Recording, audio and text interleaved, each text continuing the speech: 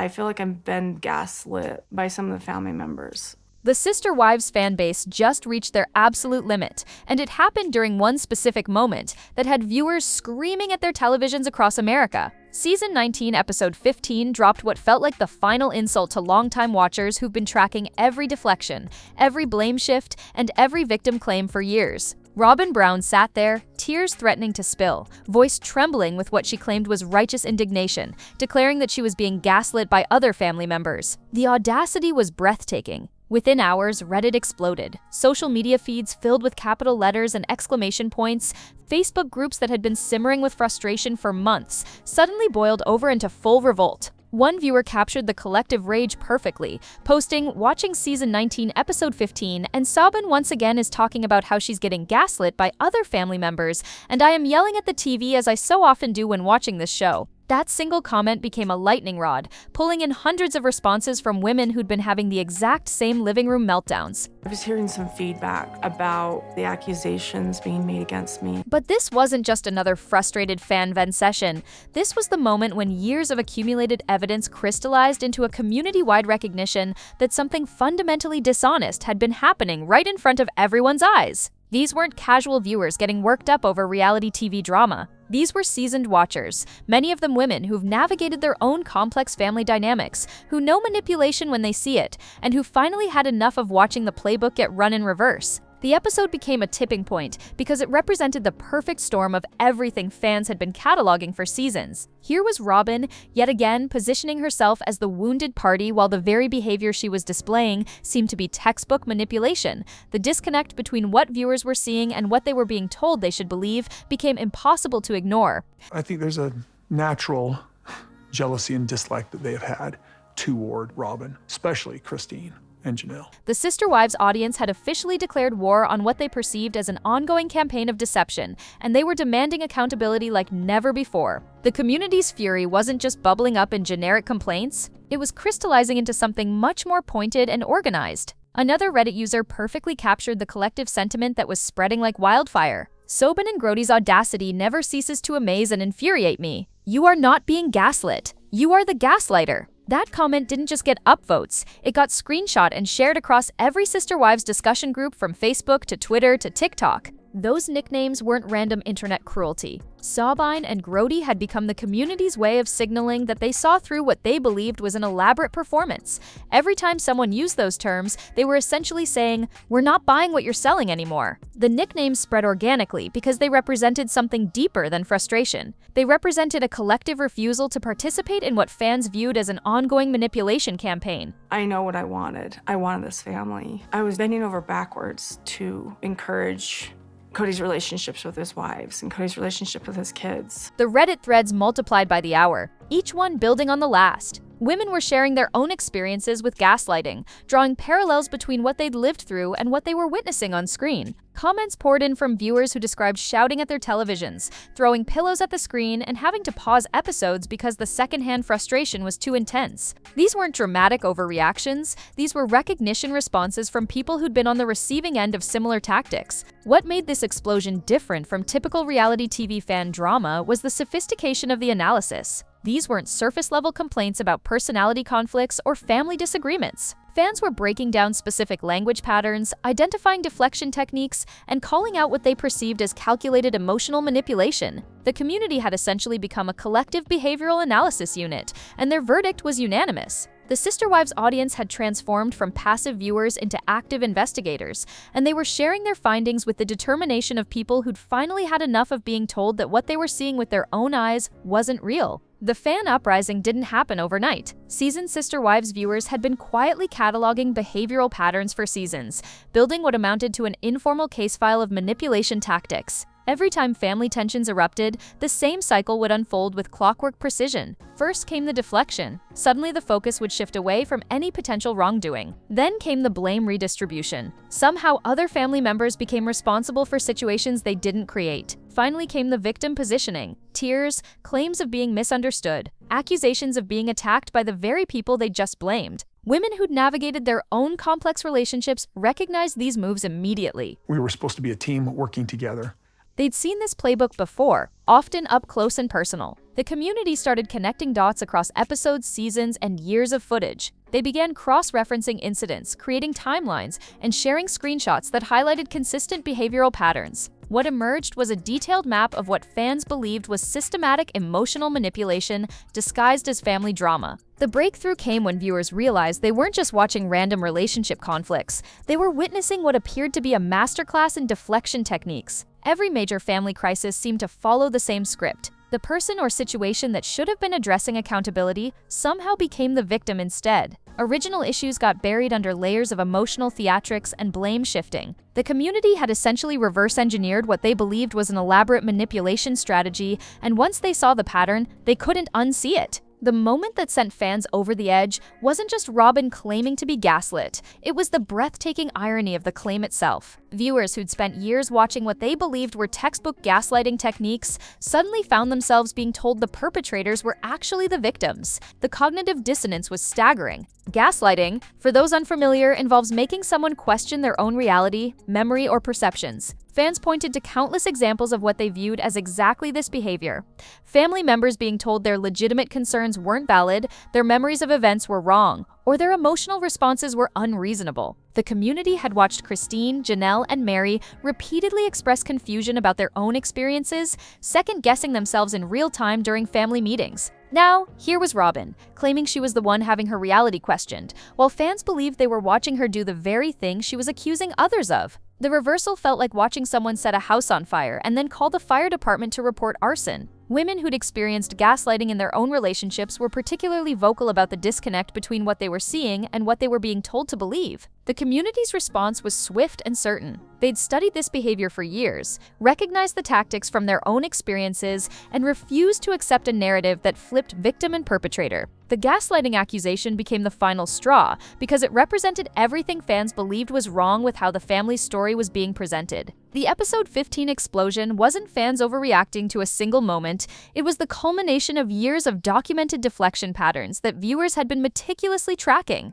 Longtime watchers could recite chapter and verse of previous incidents where accountability seemed to evaporate into thin air, replaced by elaborate blame redistribution campaigns. Remember the Flagstaff move debacle? When family members expressed legitimate concerns about uprooting their lives, suddenly they were being painted as resistant to change and unsupportive of family unity. The original question, whether the move was actually necessary or beneficial, got buried under accusations that questioning it meant disloyalty. Christine's business concerns became Christine being difficult. Janelle's financial worries became Janelle not trusting the family vision.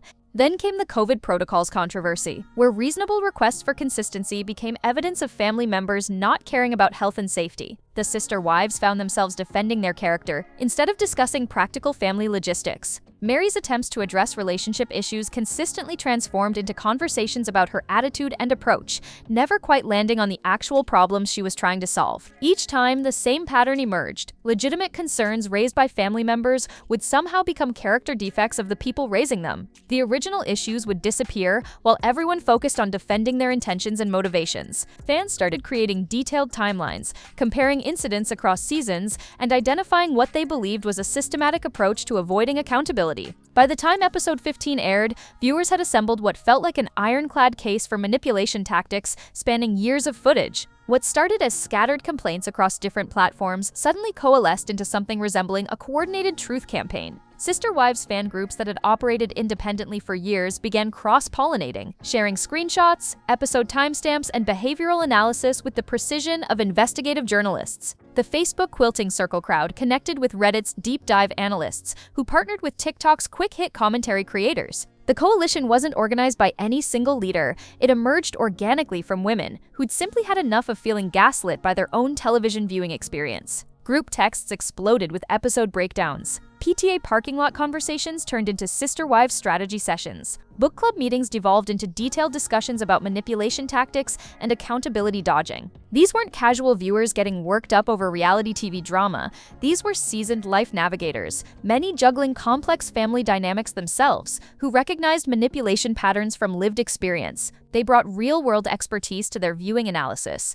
creating content that felt less like fan speculation and more like expert testimony. The community developed its own shorthand language, shared terminology, and collective memory bank of incidents spanning multiple seasons. When someone posted "Remember the Flagstaff deflection," everyone knew exactly which episode, which conversation, and which pattern they were referencing. The coalition had essentially created its own research database, complete with cross-references and pattern documentation. Their unified message was simple: stop treating the audience like they can't recognize manipulation when they see it. The Sister Wives community had officially transformed from passive entertainment consumers into active truth seekers, and they were demanding accountability with the determination of people who'd been underestimated for far too long. The community's frustration reached fever pitch over what they perceived as Robyn's masterful victim narrative construction. Fans had watched her consistently position herself as the misunderstood outsider, the family member trying her best in impossible circumstances, the wife being unfairly blamed for situations beyond her control. But viewers who'd navigated their own complex relationships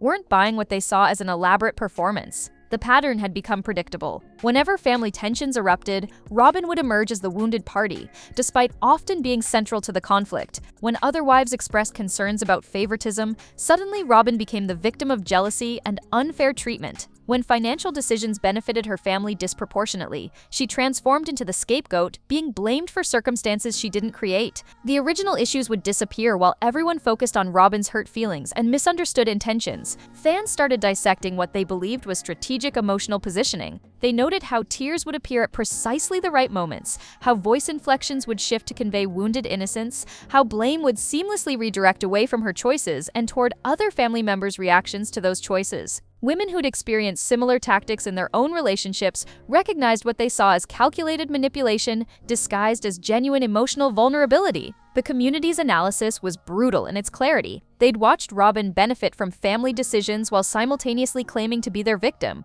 They'd seen her avoid accountability while painting herself as the misunderstood party trying to hold everyone together. The victim narrative had become transparent, and fans were no longer willing to participate in what they viewed as an ongoing deception campaign. The Sister Wives community had essentially become an informal masterclass in recognizing manipulation tactics, and their collective expertise deserved attention from anyone navigating complex relationships. These weren't theoretical discussions. These were real-world pattern recognition skills developed by women who'd seen these behaviors up close. Red flag number 1: the accountability dodge. Watch for moments when legitimate concerns get transformed into character attacks against the person raising them. If someone asks, "Why did this happen?" and the response becomes, "Why are you always so negative?" That's deflection in action. The original question disappears while everyone defends their motivations instead of addressing the actual issue. Red flag number 2: the victim reversal. Notice when the person causing problems suddenly becomes the person suffering most from those problems. If someone makes decisions that hurt others but emerges as the wounded party being unfairly blamed, that's strategic emotional positioning. Real accountability involves owning impact regardless of intention. Red flag number 3: the reality distortion field. Pay attention when your own perceptions get questioned more than problematic behaviors get addressed. If you find yourself constantly second-guessing what you witnessed or experienced, while the other party never seems to doubt their own version of events, trust your instincts. The Sister Wives audience had developed these recognition skills through years of watching patterns play out on screen. They'd become experts at spotting the difference between genuine vulnerability and strategic emotional manipulation. Their collective wisdom offered valuable insights for anyone trying to navigate relationships where accountability seemed mysteriously elusive and blame somehow always landed elsewhere. The fan uprising evolved beyond frustrated venting into something resembling an organized accountability movement. Viewers weren't just complaining anymore, they were actively demanding transparency about the family splits, the financial decisions, and the ongoing drama that seemed to follow predictable scripts. Social media campaigns emerged with hashtags pushing for honest explanations instead of victim narratives and deflection tactics. The community started creating detailed evidence compilations, cross-referencing episodes to build timelines of what they believed were contradictory statements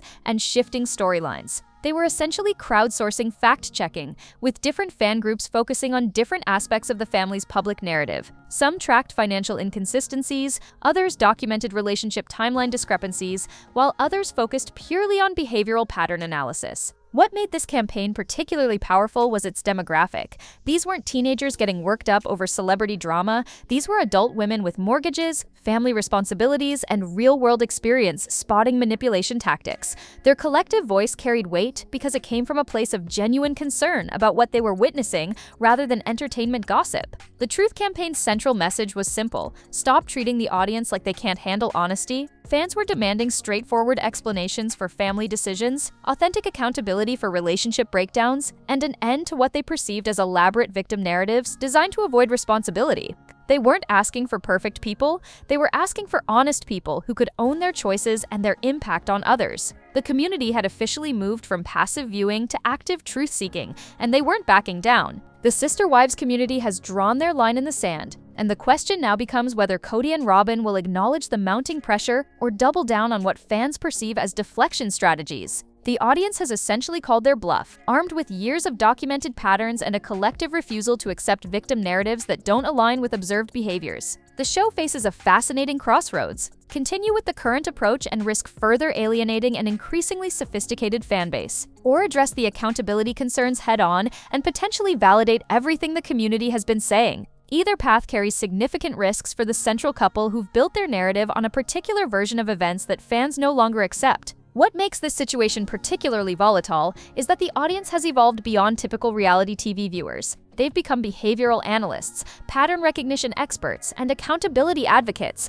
who won't be satisfied with surface-level explanations or emotional deflections. They want transparency about financial decisions, honest discussions about relationship dynamics, and genuine accountability for family breakdowns. The community's momentum shows no signs of slowing. If anything, the organized response to episode 15 demonstrated their collective power to influence narrative direction through sheer persistent truth-seeking. They've created their own research database, developed shared terminology, and built cross-platform coalitions that can mobilize quickly around perceived dishonesty. The Sister Wives audience has officially transformed from passive entertainment consumers into active truth demanders, and they're watching every episode with the intensity of people who refuse to be gaslit by their own television screens. The next moves from Kody and Robyn will either address this uprising or fuel it further, but ignoring it is no longer an option. So what do you think? Will this pressure force real accountability, or will we see even more elaborate deflection strategies? And which fan reaction has you cheering the loudest for this community of truth seekers who finally had enough? Tap that like button, hit subscribe, and keep those notifications on because the Sister Wives accountability movement is just getting started.